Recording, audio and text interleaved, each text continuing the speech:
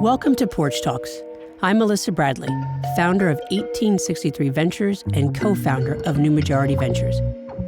This summer, I invited some friends to my porch in Martha's Vineyard. These friends are seasoned leaders, funders, and entrepreneurs who are committed to creating Black wealth. I wanted to talk to them about their experiences, professional and personal. I wanted to go beyond the tips and tricks of starting a business to hear what it feels like to be part of a fast-growing entrepreneurial ecosystem. The porch is a great place for these conversations. It is a place to relax. It is a place to ponder your future and crack jokes on your friend's mama. It is a place with no walls, no limits. You can talk about whatever the hell you want and know you're supported, no matter what. These are the talks I wanted to have on my porch, and I was not disappointed.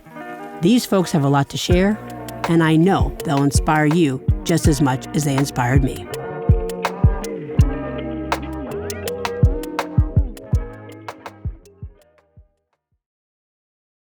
I am here with Patrice Green, who is the Interim Director of Inclusive Economies at the Surdna Foundation, community activist, and someone who's extremely passionate about the Black community. That's how I have the privilege to know you. How would you describe yourself to the general public? Well, one, Melissa, thank you for having me here. Lovely to be on the porch with you. I would describe myself as a daughter, a sister, a lover of food, and someone who is about family and community all day, every day. I love that. So I'm not very active on IG, but I've started to follow particular people. And so I want to talk about the food part. So I just realized you can cook. Never been invited to dinner, but you can cook. I see you someplace else. Talk to me about the significance of cooking. So my dad was a cook in the military. It's one of those things where most folks talk about their moms and the women in their family cooking. It's actually the men in my family who cook. My stepdad was also a sous chef in the military. But I think really I started cooking because I have a much spicier palate than the other people in my family. Invite me over. Let's go. Let's go. The hashtag that I use is food is my passion. And I really think that, you know, it's a language that can sort of transcend all things. It's a full body experience. And it's a way that like you break down barriers and people come together. And so I love to be both experimenting, but also just having folks enjoy. And my partner likes to cook as well. So it's like great to be able to have someone who will take over and we can do those things together. What's your favorite thing to cook? My favorite thing to cook? Because you be killing it with the soul food on Instagram. I do spend a lot of time with soul food. You know what? A jerk pork roast. Ooh. Okay, you're making me hungry, but okay. In the crock pot. Okay.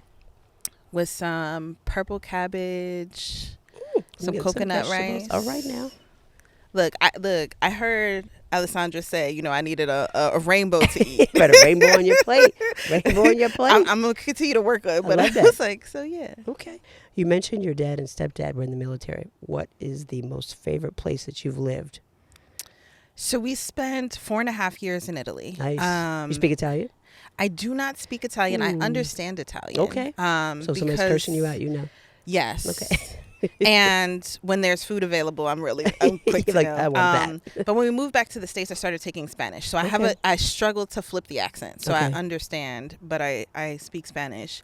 It's funny. I always tell people as a kid, you know, like you might go to Six Flags or King's Dominion. I went to the Leaning Tower of Pisa. Wow. Tough life there. Hello. I didn't get to go up it, which, you know, that's a thing that I go back and forth with my mom about where we've been able to go. So when we were there, like going to Pisa was a really sort of great memory. I will say that having now traveled as an adult and I did a study abroad, I probably love Spain more than Italy. Why? I think, and it could have been just having the experience as an adult and being able to see, you know, the overlap, particularly of, you know, religion. And so you see Judaism, you see Muslim, you see Christian, and you see it in the physical buildings. Gotcha. In a way that we don't see here. Right.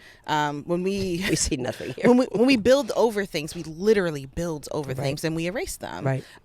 Whereas you can see those influences in Spain that I felt like I hadn't seen in any other place.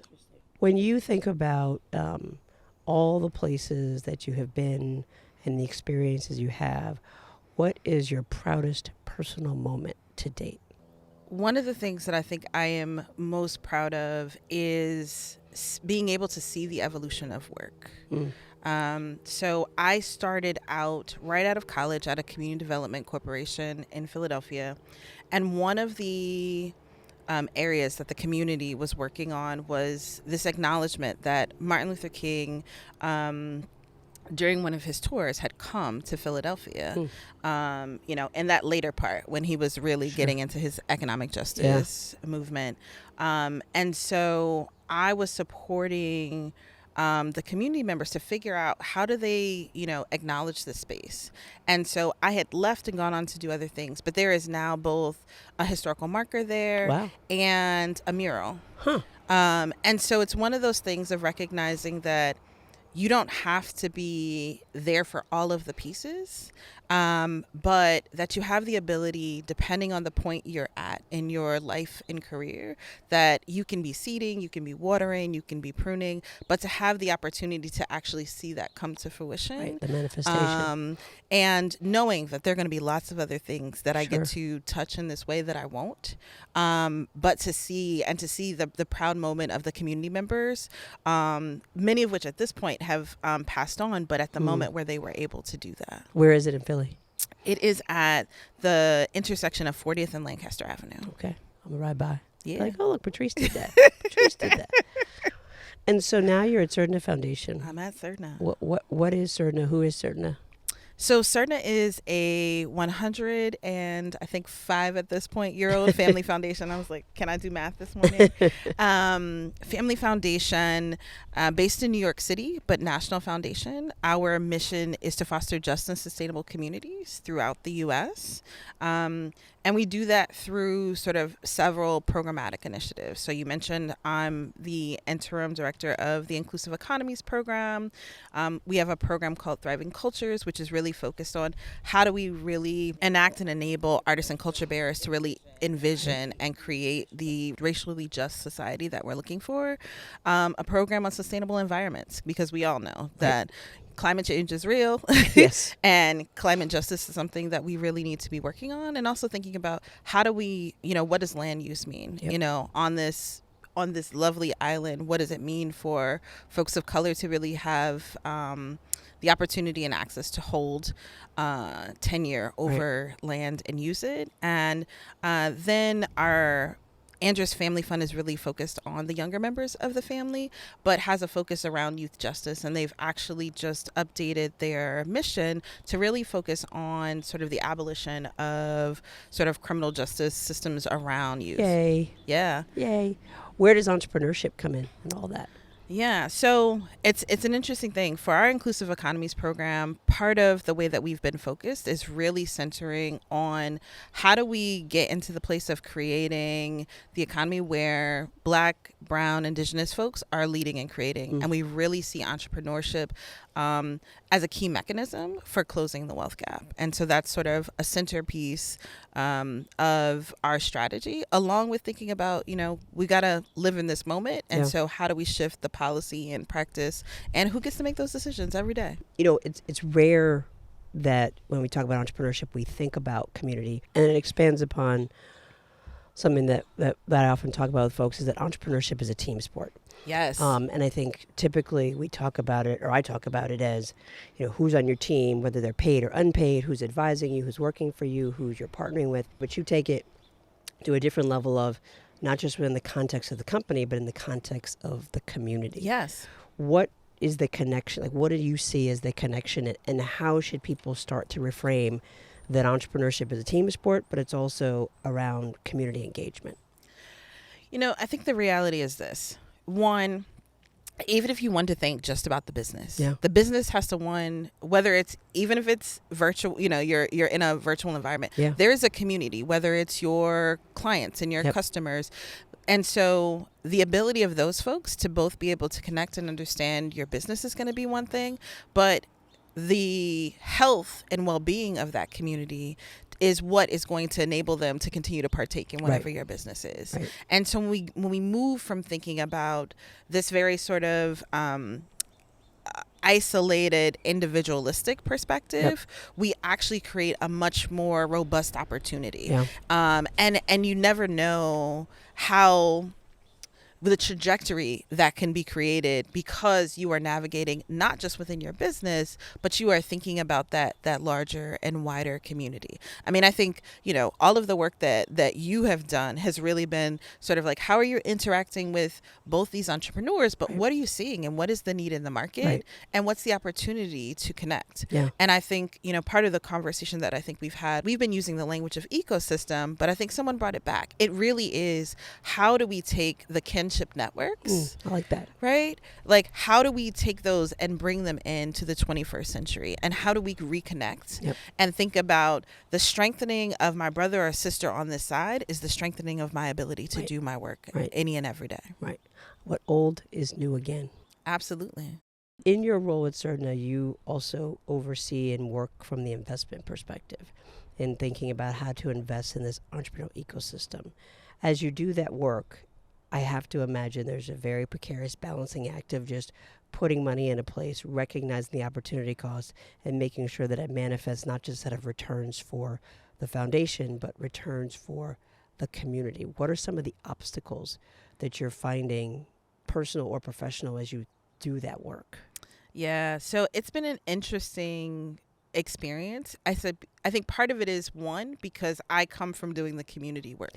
And so that is my first blush and lens. And part of what I have made every effort to do in our work with our impact investing team is to be able to do the translation. And I think that is the struggle that we have, is that helping folks who, their work has been very explicitly on the investing side. And so helping folks to say, one, like, whatever you are investing in is having an impact. The question is, are you seeing who it actually is impacting? Are you actually quantifying that? And are you being honest about, what those costs are? And so I think part of the struggle, and some of which that we're starting to get, over, I think, some of those humps, is helping folks to do that translation. And so I see myself as being able to sort of like sit and straddle these places and listen, and then say, okay, here's the connection, and then wanting to use that as, here's how we build muscle memory. Here's how we tell our investment committee when something, they're like, well, this doesn't look like, and I was like, but you've already seen it. Like, you've seen it in this deal, and you've seen it in that deal, and no, these deals are not exactly the same, but particularly when we have, new first-time fund managers and fund managers of color coming to the table, helping folks to be like, it's not all that different. Let's translate this for you so that you can understand that it's the same piece, and we've got this opportunity in terms of impacts on community. And I think being able to be at that table and being seen as a credible partner at that table, and being sought after, to say, like, okay, can you talk about what we see as the impacts and why we've already been investing from a grant making standpoint, is one of those places that I think is really important for us to be leaning into. And we're going to continue to do that. One of the reasons why I wanted to have a conversation with you is because my hope for this is that it's an opportunity for entrepreneurs to not just talk about tools and techniques and strategies, but really be thoughtful about the work and understanding that standing up a business is great and it makes money, but it has an impact, right? It has an impact on the community, it has an impact on employees, has an impact on investors, and they're all very different. And I don't know that entrepreneurs always have the time and the understanding to look up from the balance sheet and the income statement to understand what is the impact that I'm having. If you had an opportunity to talk to any entrepreneur or thousands of entrepreneurs to say, you got to strike this balance, what would you say to them, and how would you tell them to do it? One, that would be an amazing opportunity. And what I would say is, I think part of where you started is about really considering this as a team sport. Yep. So part of your ability as an entrepreneur to do that is that you're creating a team around you that gives you the space either to do one of two things. If you're going to be the person who's got your head down sort of on the business, that you've got someone who is close and trusted that's going to be looking at those pieces and bringing them to you. And if you're going to be the person who's going to sort of lift your head up, that you're confident in your team's ability to hold these pieces around you. And so I think that's one of the things, right? Gotcha. Is that we've got to continue to build that team. But I think at the core, the reality is, if you're an entrepreneur and you are doing this work and you have a vision to sort of grow your business in any way, and you want to have employees, and I want you to have employees. Right. We need you to have employees. I want you to think about that first, and not maybe your very first job, but maybe you need to think about that very first job because it may give you some insights of all the things that you don't want to experience. That's right. But the first job that you had that gave you sustainability, and recognize that you have the opportunity every day to touch people's lives in this way. And so your ability to think about what it means to create for your employees is going to then ripple and translate through their family and through this greater community. And you can do that again in collaboration. And so part of it is, how are you in conversation with other business owners? Because those are probably going to be, whether they be your suppliers, let's think about that. And then how do you get connected to that ecosystem, that kinship network? Because I fully recognize, like I said, my first gig was walking Lancaster Avenue, talking to business owners and understanding that, like, folks who have been running their businesses for 20 years, they're in that shop, 12, 14 hours. So what does it mean to be able to get them those resources and things like that? But one, the ecosystem is evolving. Folks are creating more opportunity. We've sat in a global pandemic, so now there are much more things, online. And you're able to connect to many more partners who can help you very easily see the opportunity to make even small shifts. And we have a number of partners who are really thinking, how do we incentivize folks to do the right thing around what it means to be an employer. And that's part of it, is that we've got to be driving folks. This is how we're going to, get to that 100+ years, is with folks creating businesses that are going to employ folks and do it in a way that is fair, that is sustainable, that has living wages. And you have the ability, we're seeing this now, like you have the ability to think about what healthcare looks like. And so that impact is just, you have the ability to just amplify that impact so much more. It's interesting because as I sit here, I'm so excited that we're having this conversation because when I think about, you talked about Tulsa, and I think what has happened, particularly as we celebrate the 100th year anniversary or 100th year of devastation, reflection, the focus was on what could have been. But the oral narratives that I hear was just that, right? That Tulsa was successful not because everybody had a business, but because there was an active conversation. You're going to do that. I'm going to do that. I'm going to do that. But they were also intentional. My understanding was that they thought about, if I have too many of one thing, what is the impact on the community? You may not want to do this, but if somebody doesn't do it, it's going to have an impact on the community. And so I do think that as with all this technology, we have lost some of the human dynamic around what does it mean to start a business. What are you most excited about right now? I'm most excited to see that we are starting to, I think, have some of that conversation, right? What is more times than not, I'm hearing folks say, I want to get connected. I want to be in conversation. And that I do think that for all of the things that, if you turn on the news that keep happening, that I believe that we have folks who have the knowledge that we need. And I think we actually have the connections. And I think really what we're missing, and that we do have the ability to do, is to strengthen these types of conversations and connections, and to get in a place where we can say, all right, you're gonna hold this piece, and I don't have to hold this piece, but I know how to direct folks in this way. And our ability to do that, and not to continue to sort of one, duplicate, but also to sort of trip over each other, but just to be in real conversation, to say, this is where I can hold, and this is what I'm going to do, and how do I, either help you to leverage from that, or you can use the case, or to be able to connect an entrepreneur or another speaker in that way. Yeah. We had a conversation the other day around this kind of long tail vision. Like, I tend to think in 10-year chunks, but the reality is we probably should be thinking in 100, or somebody even put out there 300-year chunks. Where do you see us, however you define us, in 100 years? Oh, in 100 years. In 100 years, my hope and prayer is, one, that we have figured out so that we can actually stay on this planet. That's key. That's key. That we can stay on this planet. But we are at a place where, like, we can take the word scarcity off of the table. Yeah. That abundance is actually the way that we live. Yep. That folks have not just food to eat, homes to live in, and stability in that way, but that we are connected in a way that we are continually able to give and thrive. Because I think when we get to that place, we then are going to be able to unlock things beyond what I could even possibly imagine for 100 years from now. Yeah. So I love the optimism. So I'm going to flip it. In the context of, let's start in the context of entrepreneurship. We also spoke while we were here.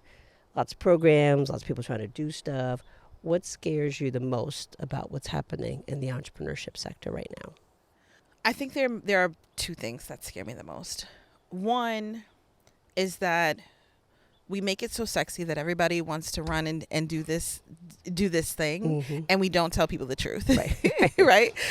There's nothing sexy about it. There's nothing fun about it. There's nothing free about it. Right. And it's hard, and it's still at a place. I mean, you all have done this research, right? Yep. That it's much more expensive. Yep. And that our community, when we move in, it's all of our ducks are on. Yeah. Everything we have is literally on the line. That's right. And it's a generational experience in that, because a lot of us are carrying. That's right.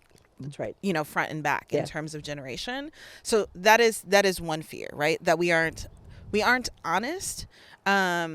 And the other piece is that we miss this opportunity in terms of the amount of attention and dollars that are happening, that we need to sort of lean in and figure out how we put folks into place so that we can maximize and leverage, whether that's on the federal side, that's the corporate money. And I know everybody's like, well, where is it? Right. And even that, to say, like, who are the folks that we need to be putting into place and pushing in? Because I guess this is part of the pessimism, is like, I'm not sure that we're going to get this moment again. And so it may be that we get a moment that is better than this one, but that is all dependent on what we do here and now. Yeah.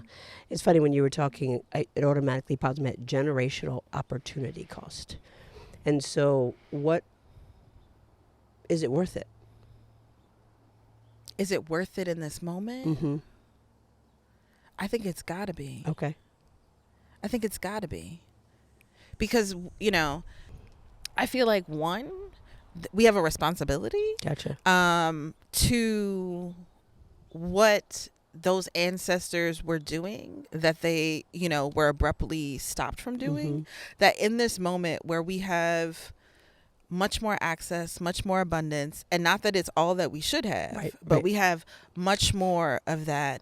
And we have people in places that, who knew, if anybody could have imagined folks to be in those places, that I think we have a responsibility to, at minimum, try, and not to, in this moment, give up.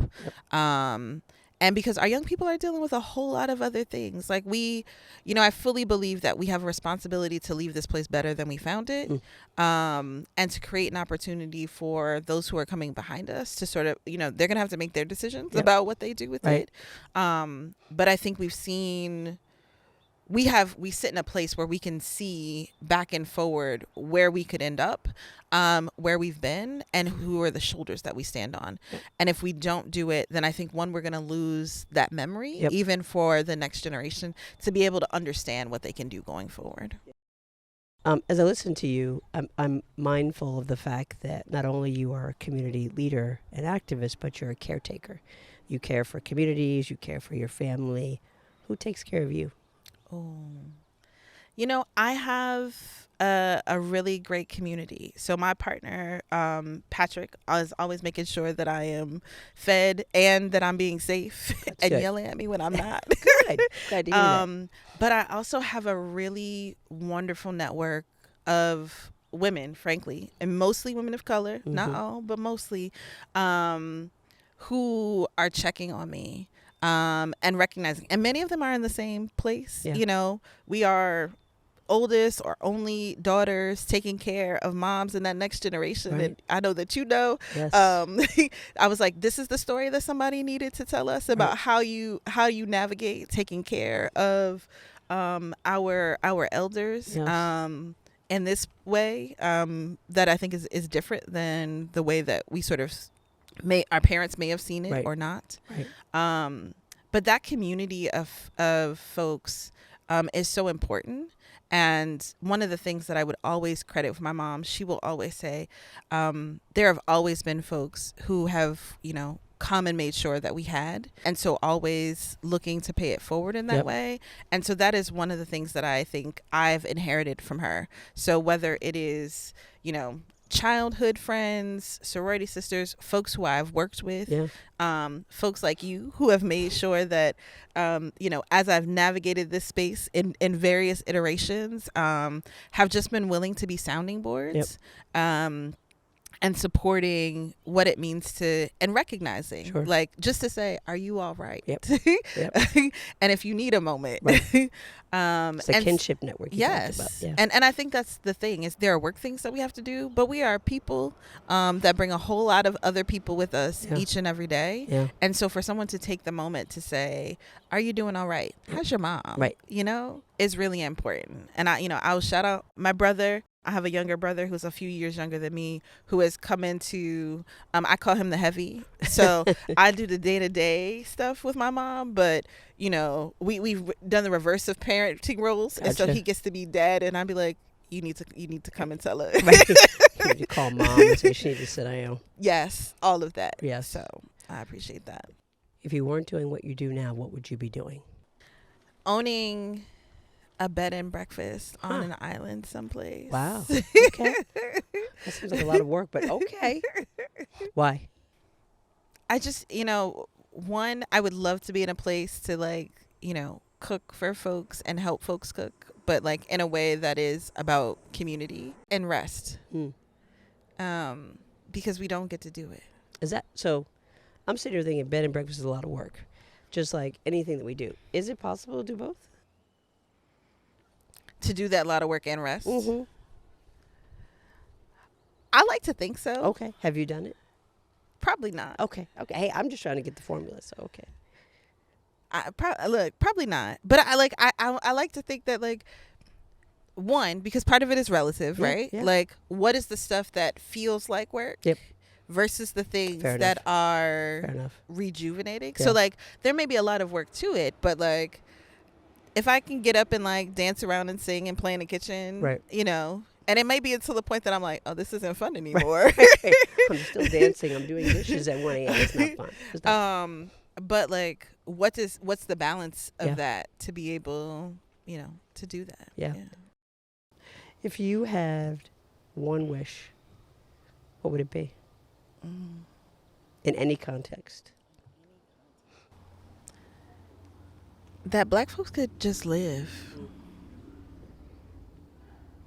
Live. That's a hell of a wish. Because at the end of the day, whether it's, my godchildren and all, that we could just live.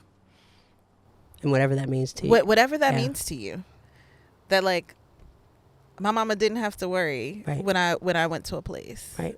That if my partner goes to a place, that I don't have to worry that he comes back. Right. That my brother who lives in State College, I don't have to check you good. That we could just live. That's powerful. Thank you for coming to the porch. Thank you for having me.